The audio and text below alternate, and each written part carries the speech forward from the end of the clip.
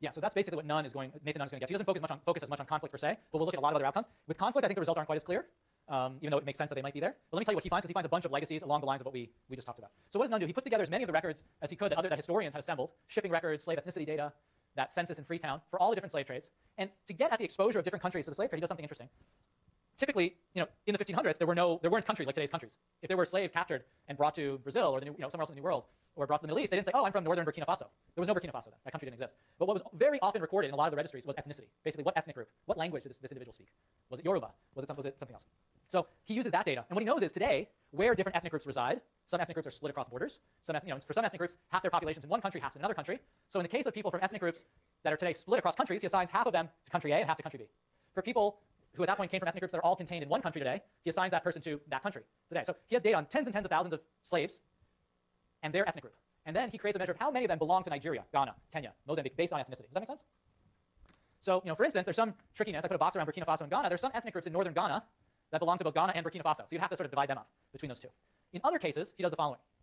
He knows sometimes not what your ethnicity is, but he knows which port the ship that basically brought you to the New World came from. And he knows how many of those ships went across the Atlantic. Maybe only in a subset of his data, he knows detailed information on the ethnicity of people who were captured and brought to that port.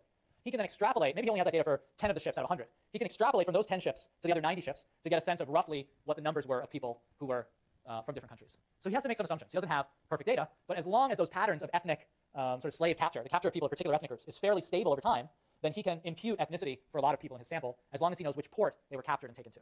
So he does that, for instance, from the ports that are in today Ghana, most people come from ethnic groups that are in this box here. So he can look at the total number of people who were captured from, and sent from the Ghanaian ports and impute population to these countries. So that's one thing he does. It's kind of neat to look at the record. There's more than this. I'm just showing you a subset, and you can't really read these. But these are some of the records he has. The top one says, Valencia, Spain. Very early on, there were some, 2,600 slaves, and the crown records of the King of Spain recorded the ethnicity of these people before they were sent to the New World. So he has that data, and he can say, how many of them came from ethnic groups in what is today Angola versus Congo, elsewhere. There's some from the New World, Mexico, Dominican Republic. A lot of them are records of sale or plantation records. There's some baptismal records. Parish records are kind of local government records. And some of them, say in the New World, were runaway notices, where again, you have 681 runaway notices over about 40 years from 35 different ethnic groups in that sample. So the idea there was, knowing the ethnicity of the individual who had tried to escape from slavery could be useful in the capture of that person. That's the only reason they recorded it. They didn't really care about the humanity of this individual. They just thought knowing their ethnicity, maybe they had certain types of scarification or other things that were distinctive of an ethnic group could help them be captured. Some of the data that's the best data, and I mentioned this before, is this amazing data set of like 12,000 people from Freetown, a census of Freetown in 1848, where we got so much detailed information because they collected like survey data on like what's your story and where did you come from and how were you captured. And part of this is precisely because this was a protectorate set up for freed slaves, and the local government was dominated by these free slaves, the Creole. So they were very interested in this information, and they got information that's really invaluable for us today in understanding the history. So that's an amazing source. Another interesting one to look at is the top row there from Brazil, which is a free Africans registry. So again, there were free Africans during the period. Slaves did not become free in Brazil until 1888, but there were sizable numbers of free Africans earlier, and again, there were records of their ethnicity. You can see in Brazil, it's amazing. There were 190 different ethnic groups represented just in Rio de Janeiro in this subset of free Africans. So again, individuals being brought from all over to the New World. So overall, Nunn has data on 80,000 people for 229 different ethnic groups in the Atlantic trade. There was much better data for the Atlantic trade than the other trades. The Indian Ocean trade had pretty good data, 21,000 people from 80 different ethnic groups, but you can see there were a limited number of sources, only 6 sources. For the New World, there were 54 different sources from all over. So it's probably more representative. I mean, there's a whole question here, how representative is this data? There's sort of sporadic baptismal records and sale records and whatnot, but there was never a full census of all the Africans who had been captured and enslaved. For the Red Sea trade and the Trans-Saharan trade, there's much less data. You can see for the Red Sea trade, basically almost no data. For the Trans-Saharan, very little data. So we don't know as much about those trades. Part of the reason there's such good data for the New World is because this was like a very regulated and taxed activity. All the colonies and governments in the New World were basically taxing slave traders, so they were keeping records of their sales. Okay, so that's going to bring us to our next clicker question, which just has to do with the quality of this data. And so the question is, I've just described these dozens of sources and sort of where they come from. Do you think all this data that Nunn put together gives a good snapshot? So A, yes, they seem quite good and representative. B, maybe they're okay, and it's also the best we can do. C, I have no idea if they're representative, so I'm not convinced. And then D is kind of like C. D is like if you believe in C and you're like a pessimist. I just don't know. I'm going to be really pessimistic. No one's done. Oh, one person just did D. Very good.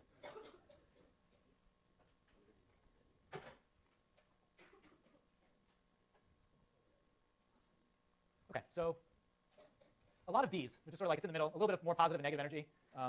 It's really hard to say. My own take on this is it's clearly a tremendous effort to assemble these sources and try to put them in one place. Of course, Nathan Nunn's not the first person to do it. Other historians have been doing this. He kind of built on what historians have been doing for decades and finding these records and adding them all up. He's sort of the first economist to assemble all of them and do econometrics with the data. And he did some work in assembling it, but so it's hard to know how good the data are. Okay, so what is the bottom line here? What he can do with the data that he has is add up the numbers of people who were captured and abducted as slaves from different countries.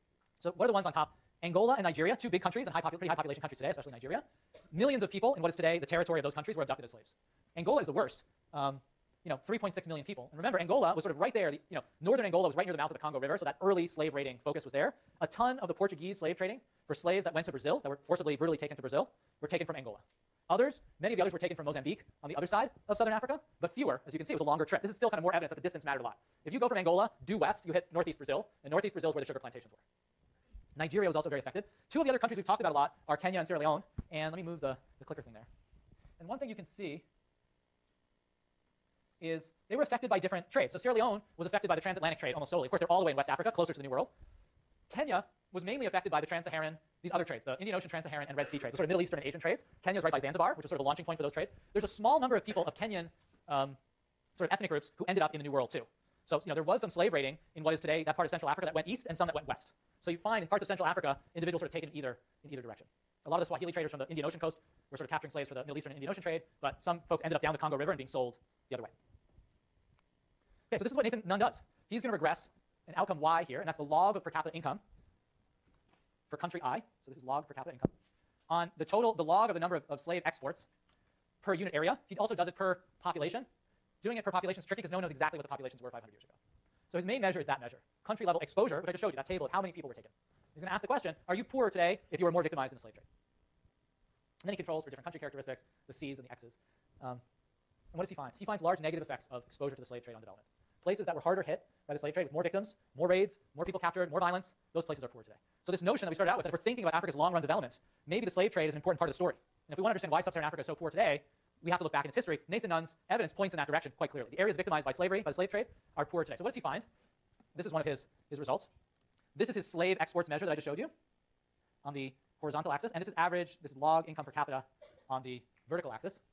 And you see a very clear negative slope. In other words, places that were more victimized, places like Congo, places like Sierra Leone, those places like Angola are poorer today than places that weren't really hit by the slave trade much at all. Places like Rwanda, for instance, although it's quite poor still, Lesotho, Botswana is there. Botswana is an interesting case. It's sort of hidden here under Tunisia, but I promise you it's there. Botswana. Botswana has been one of the best economic performers in Africa over the last 40 years. Some of the fastest growth. I'll mention it a bit next week. Botswana is located in a semi-arid part of southern Africa, far from the coast, very isolated. But they're actually located in a place where, not only during the slave trade, but even during the colonial period, no one really wanted to go there. Like, why would I go to a desert? So it was a British protectorate for decades, and the British had no staff in Botswana. All their staff was living large in South Africa at the time, and they would occasionally send a telegram or whatever those things are called, to Botswana. Like, is everything okay? Great, because I don't have to go there and figure out what's going on. So it was like benign neglect. Like, they were left alone, and they're doing really well. Left alone by the slave trade, left alone by the colonialists. We'll talk more about them later. So that's one pattern.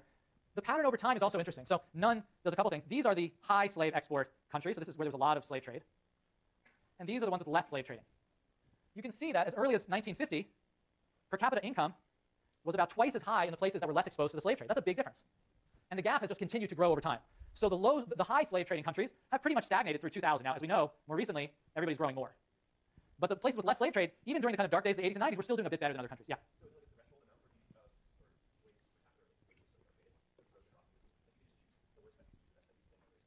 My recollection, and I have to look at it again, my recollection is this is above and below median. So then he just cut the sample in half. I think so, but I'd have to check that, but that's my recollection. They said, hey, let's just kind of like divide them in two. Now, whether there is some nonlinear effect is an interesting question. I'm not sure. I forget if he tested for that or not. Yeah. Yeah, so all of this is post-1950, where it's sort of like slave trade is gone. So this is kind of like the lingering effects on development. Sort of like slave trade is done, the colonial powers are sort of in the driver's seat in 1950, but there seems to be these sort of lingering effects. Now, the question you should ask yourself at this point is, were those countries that were less affected just richer to start with? Was it the case that basically the countries that were poorer, less powerful, less developed, were those the ones that got victimized? So maybe this isn't causal at all. Maybe this is all omitted variables. Like the powerful countries fought off the Europeans, and the weaker countries got attacked by slave traders. So that's the point over here, where historically poor areas preyed upon. Nathan Nunn makes a point of testing this and says, he doesn't think so. So he doesn't have the best data on historical income, but he does have some estimates of historical population density. And historically, high population density areas were the richer areas. Basically, in areas where you could grow enough food to feed lots of people, there was greater population. So a lot of economic historians, when they look at the pre-industrial era, so they go before 1700 or so, use population density as a proxy for development. That's pretty common. So there's some estimates of what population density was in different African regions in 1400, just before the Atlantic slave trade. The question is, were high population density areas targeted, so the better off areas, or low population density areas targeted? And this is what he finds. He basically finds that the high population density areas overall tended to be targeted. So again, Democratic Republic of Congo was way up here. They had a pretty high population density. Nigeria had a pretty high population density. Sierra Leone had a pretty high population density. They were targeted. Now, remember, Rwanda and Burundi are cases I mentioned before. They had really high population densities. They had very sophisticated political institutions. They weren't targeted as much. They were also very isolated. They were located in the interior. It was harder to get to them. But a lot of these other high population density areas were targeted, and as we saw, they're among the poorest countries in Africa today. In contrast, Botswana and Namibia, Botswana's down here again, I promise it's in there. Botswana had very low population density. Like, people were just like living in the desert. There weren't that many of them there. They've grown a lot. They weren't touched by the slave trade. They've grown a lot. So it doesn't seem as simple as just saying that the weakest states were victimized. Let me pause for a second. Yeah, go ahead. I think that's sort of Nunn's interpretation and others. It makes perfect sense to target areas with high population density because there's a lot of people there. And what they wanted was a lot of people. So if you were basically like a high population density society on a coast or on a river, you were just the easiest to get to. The thing that's so ironic is if those were the most developed societies, and they were the ones on like next to the ports and on the rivers, they were likely going to be the societies that would have developed most in the coming centuries. They had these natural locational advantages. They were already the most developed, had the most population. Many of them, like Congo, had the most sophisticated political institutions and kingdoms. Those were precisely the states that were most targeted by the slave trade, and today look like the poorest places in Africa. So there's an irony that the slave trade may have actually hindered development in the places with the greatest potential to grow. Yeah. I see what you're saying. You're saying later on during the colonial period, they set up extractive industries. I'm not sure of the correlation. We could speculate that, again, if you're close to a port, transport costs are low. There's a lot of workers that would be an attractive place to set up certain activities, but I'm not sure. The other thing is, some of the extractive industries that were set up, well, during a later period, some of them were mining industries, where the sort of mineral deposits are kind of randomly placed and weren't known centuries earlier. So that would create a little bit of a mismatch maybe between where the mines were set up versus where all the slave trading had taken place. So I'm not sure how strong the correlation is, but there's some fundamentals that would push in that direction that you're hypothesizing. Yeah. Yeah. Exactly. So the 80,000 people were from the Atlantic slave trade, and he extrapolated those. There were 11 to 13 million in the Atlantic slave trade. Those were extrapolated. So he knew from certain records, ships coming from certain ports he had ethnicity data for some of the ships. He extrapolated. Sometimes he had ethnicity for people in certain countries in the New World. He extrapolated back. So he basically data on 80,000 people that he extrapolated to the whole sample to create those numbers before. But he almost sometimes has to do that because he didn't have data on all 13 million people. But that's where the data is coming from. Any other thoughts looking at this plot or the relationships we've seen? Yeah. Yeah. Yeah.